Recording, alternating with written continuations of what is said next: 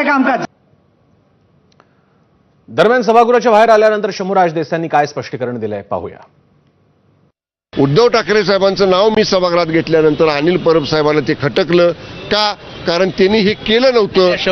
ऐका, त्यांनी हे केलं नव्हतं त्यांच्या उद्धव ठाकरे साहेबांनी. आम्ही आता करणार आहोत.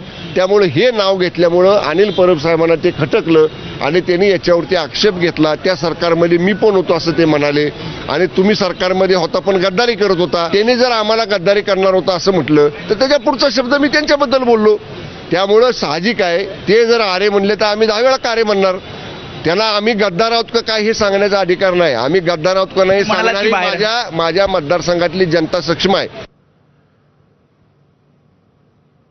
मराठीच्या मुद्द्यावर एकत्र आलेल्या ठाकरे बंधूंची अद्याप महापालिका निवडणुकांसाठी अधिकृत युती जाहीर झालेली नाहीये. अशातच ठाकरेंच्या शिवसेनेचे खासदार